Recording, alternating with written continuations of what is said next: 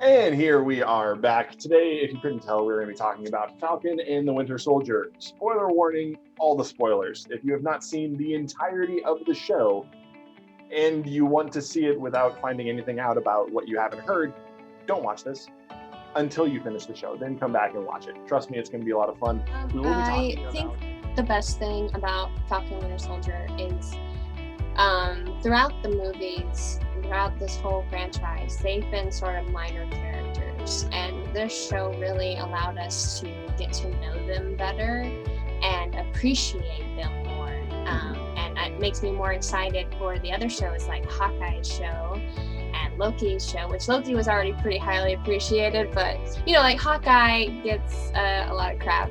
But I'm looking forward, like, just the precedent that has been set by these miniseries, where they're able to expand on these characters that aren't necessarily the forefront characters, like Iron Man and Captain America, and it's really cool to see more of the story because I love the production values of this. From the very first episode when Sam's doing his flying sequence, that lasted a lot longer than I was expecting, and it was like movie level quality. So it was. They spared no expense. Yeah, so they threw a lot of money at the show, which I really liked. And I also found that it was interesting that Marvel's not shying away from some of the kind of racial topics. I really love the story of Isaiah Bradley.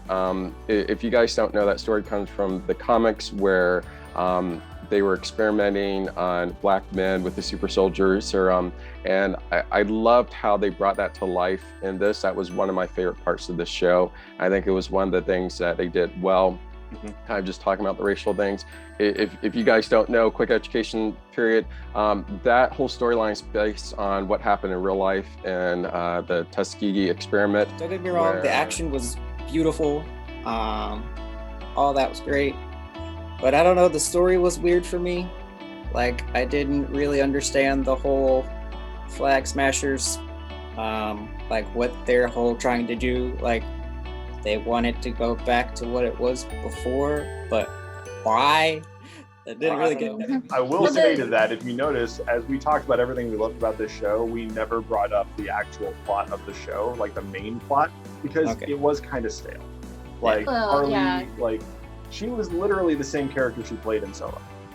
Yeah, she was Enfys Nest all over again, and just a bad version of Enfys Nest. And we one of the biggest things with this storyline is all about Sam and Bucky trying to figure out what they're supposed to be, who they're supposed to be, and they're getting a lot of information and a lot of opinions from a lot of different sides, and they both go on their own journeys of figuring that out, and in the end they end up realizing that not everyone's opinion needs to be held so closely. And so both Bucky and Sam are dealing with what will people think.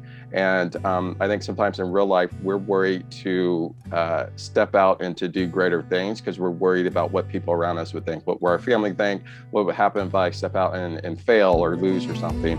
And I think what we can learn is that if you're following God, don't worry so much about what people say you can't do. God says you can because he's by your side. Sorry, what you were saying. We have to be careful with whose voices we elevate in our life. You know, whose opinions we elevate. Who are we giving such high regard that they get to speak into our life? Not all opinions are created equal. So